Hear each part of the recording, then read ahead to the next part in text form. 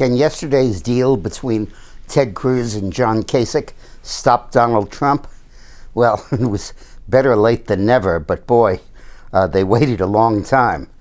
Trump has a good lead in delegates now and has the nomination within his grasp on the first ballot. He has to win Indiana, which is a week from tomorrow, and he has to win Nebraska, that's 2 weeks from tomorrow. About 100 delegates at stake in those two states combined, and Trump has to win them in order to get a first ballot majority. And therefore, Cruz and Kasich have sort of carved up the country between them.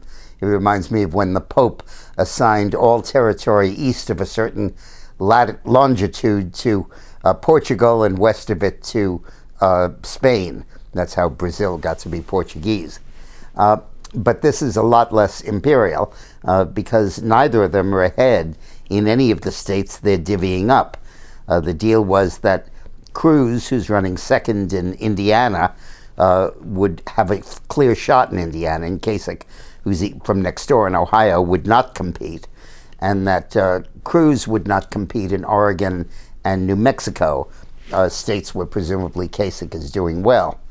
I think that there's a utility in that.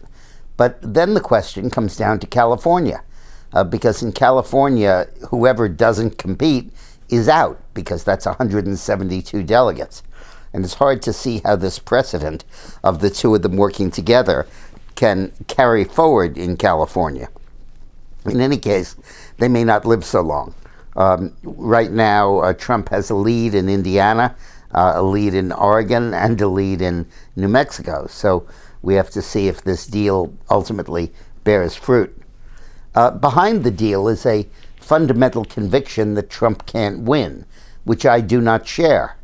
I believe that Trump not only brings out a huge number of new voters, but that Trump is better equipped than anybody running to be prosecutorial against Hillary, and without fear or anything, even a sense of decency, to just go after her and lay all of that stuff out. You don't need to be an opponent of Hillary to win. You need to be her prosecutor. You need to confront her and say, look, the issue isn't whether or not you should go to the White House, it's whether or not you should go to jail. And I can't think of anyone better than Trump to be able to do that. But it's going to be now a more interesting fight.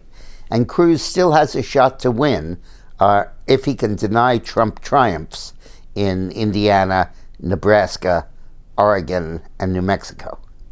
Thanks for watching.